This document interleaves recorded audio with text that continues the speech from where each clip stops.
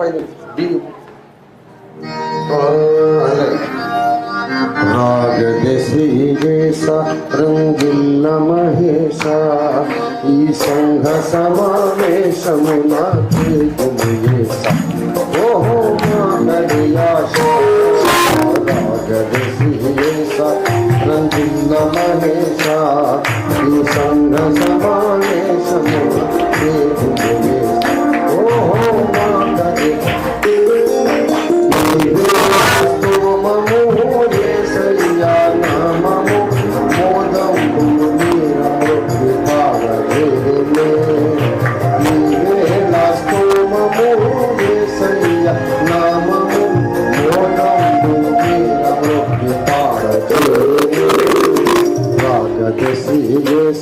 రంగిల్ల మహేశ ఈ సంఘ సమావేశమున ఓ మా కదయాశ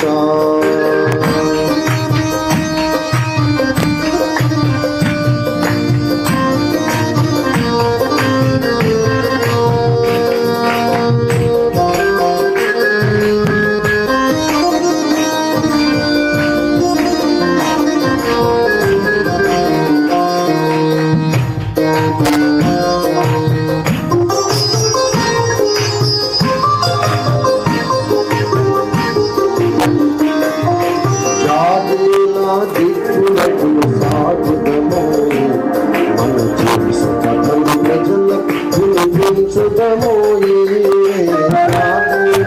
దిక్కులకు సాగుదము మన చేసి కథలు ప్రజలకు వినిపించుదము వైరి మూకలు వర్తంచు మూకలు ఎంతో వేసి తేని మేము సాగుకోదుము వైరి మూకలు వర్తంచు మూకలు ఎంతో వేసి తేని మేము సాగుకోదుము శ్రీయేశ రంగిల్ల మహేశ ఈ సంఘ సమావేశమున ఓ మా కదయాశ హల్లెలూయా స్తోత్రం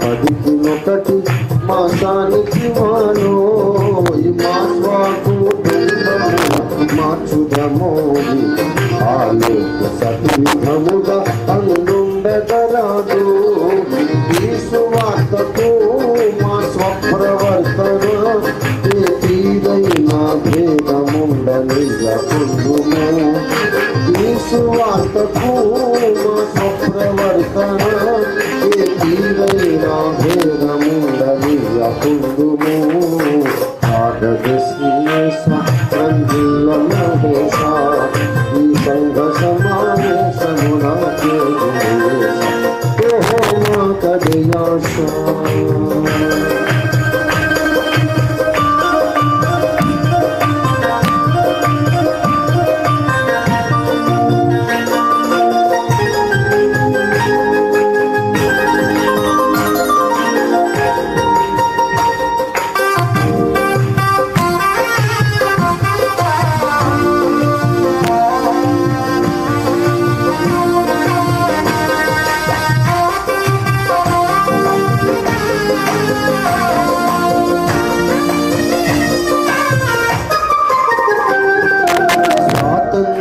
సంఘమున స్థాపితము మా చంద పదికినొకటి మాసానికి మానో స్వాతంత్ర్య సంఘమున స్థాపితము మా చంద పదికినొకటి మాసానికి మానో చేస్తూ వండనా ఈ శివ చందన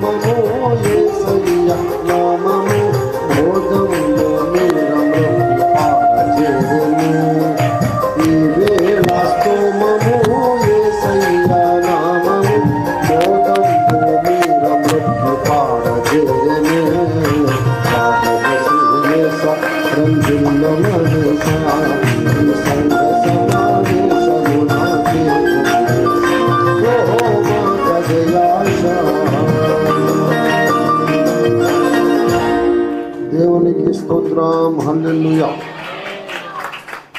థ్యాంక్ యూ.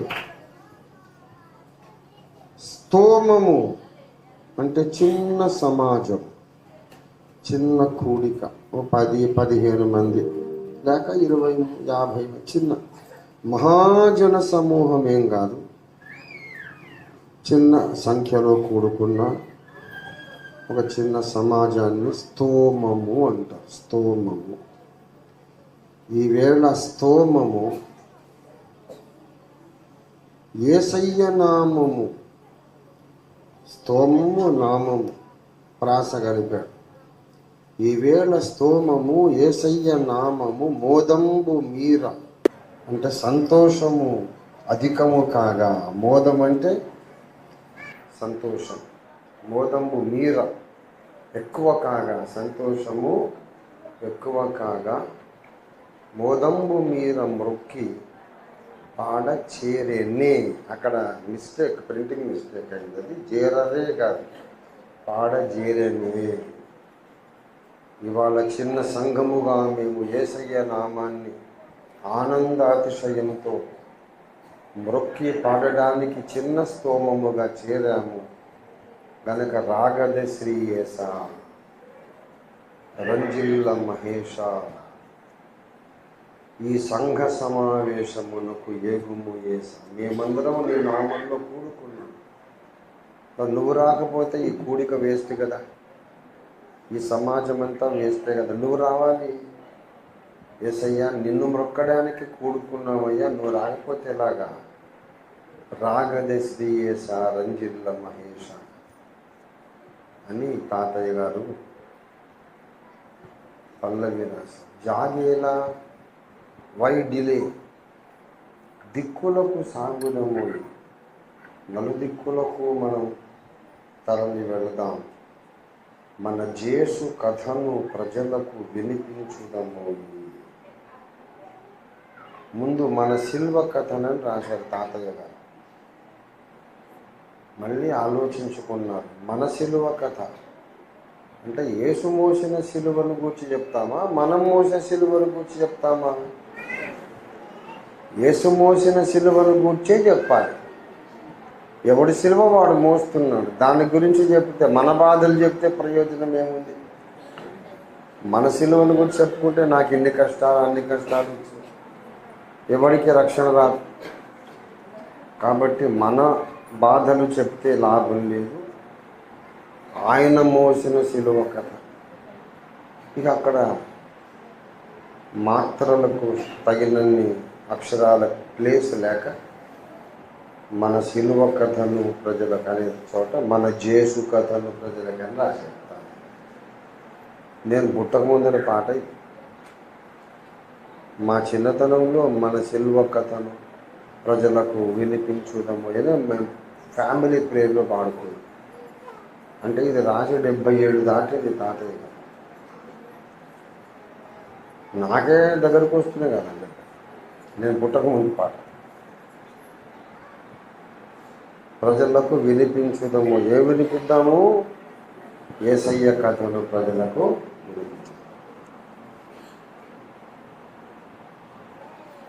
వినిపిస్తే జనం ఊరుకుంటారేంటి? వద్దు వద్దు వద్దు, ఏదైనా చెప్పు, రికార్డు డ్యాన్స్ అయ్యి,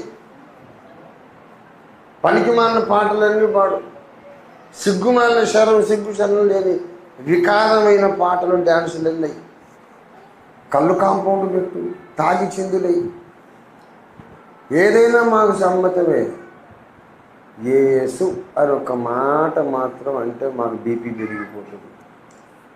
మాకు ఇష్టం లేదు. వద్దు వద్దు వద్దు వద్దు, ఏమైనా చెయ్యయ్యా,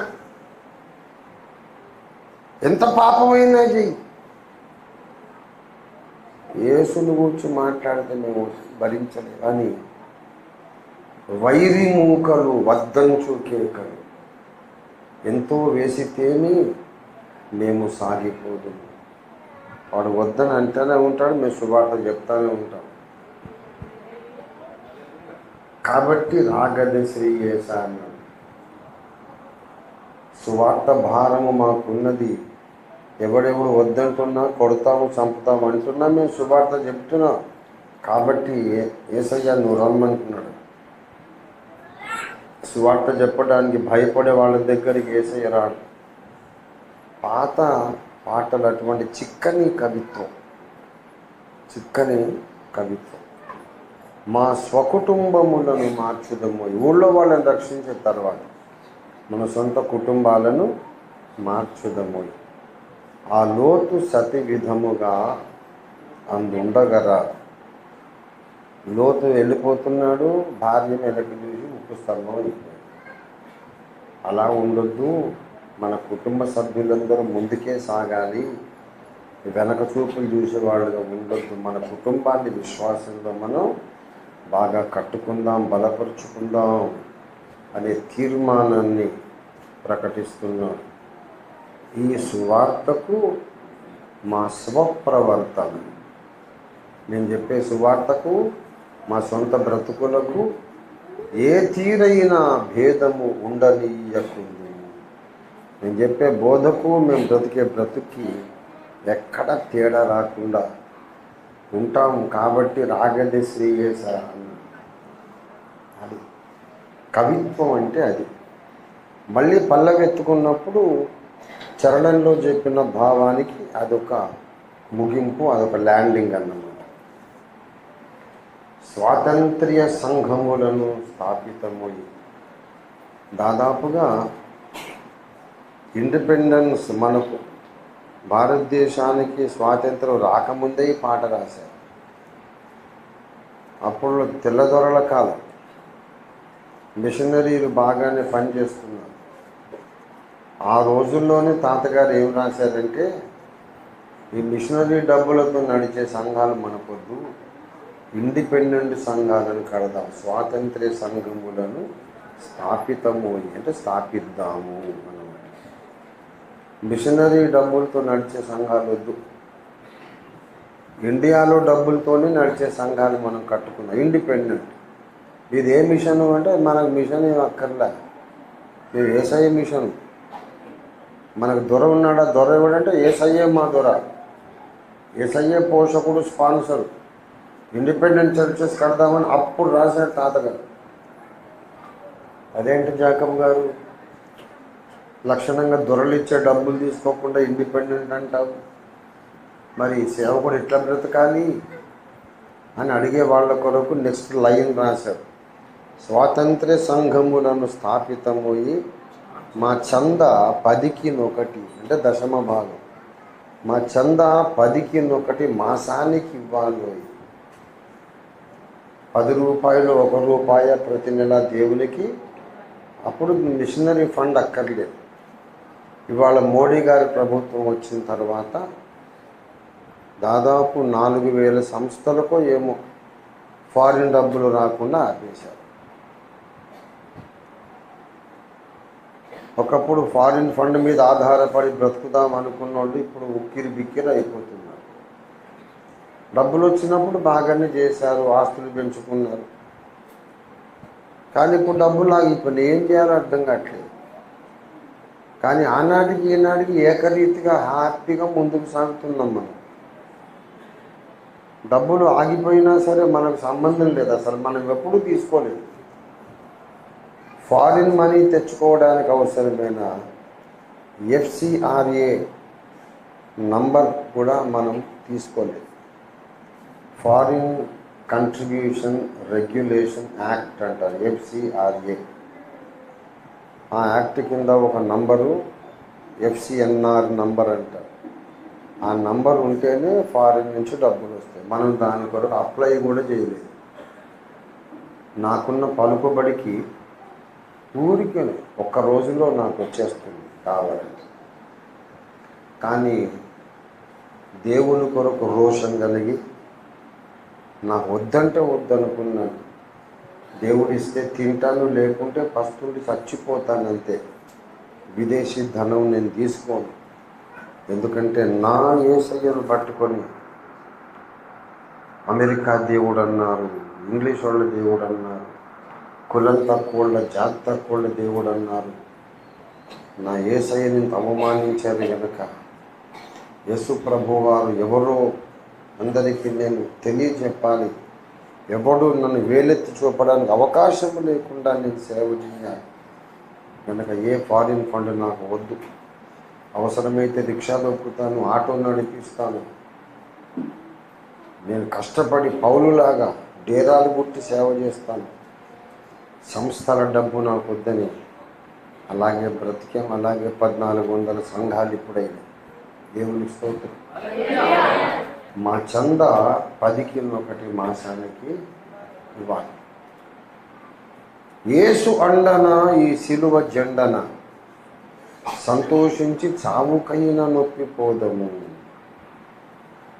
ఈ సిలువ జెండా పైకెత్తి యేసయ్యనే అండ ఆశ్రయముగా కలిగి చావుకైనా సంతోషంగా ఒప్పుకొని, చావడానికైనా ఆనందంగా ఒప్పుకొని ఆగకుండా ముందుకు సాగిపోతాం. కాబట్టి రాగలే శ్రీయేస. దేవుని స్తోత్రం. మీకు ఎందుకు ఇంత విడమరి చెప్తున్నానంటే కవిత్వము అనే దాని విధానం ఇది. మీరెవరైనా కవిత్వం రాయాలంటే అలా ఉండాలి. చరణం ఉండాలి. చరణాలు ఒక పల్లవి తర్వాత చరణాలన్నీ కూడా మళ్ళీ పల్లవిలో చెప్పిన ఆ మూల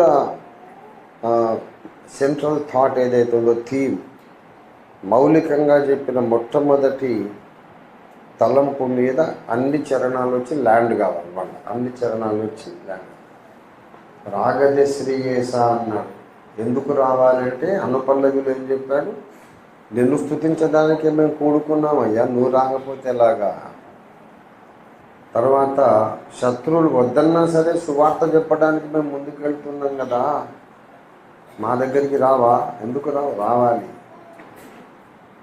ఈ సువార్తకు మా సొంత జీవితం ఎక్కడ తేడా రాకుండా బతుకుతామయ్యా, ఎందుకు రావు? మా దగ్గరికి రాకపోతే ఎక్కడికి వస్తావు? రా మా దగ్గరికి అని పిలుస్తున్నాడు. నీకోసం చచ్చిపోవడానికైనా సిద్ధంగా ఉన్నాం మేము, రావా మా దగ్గరికి? రమ్మని. అట్లా పాత పాటలన్నీ అలాగే ఉంటాయి. దేవునికి స్తోత్రము. మంచి పాట పాడించినందుకు మీకు వందనాలు.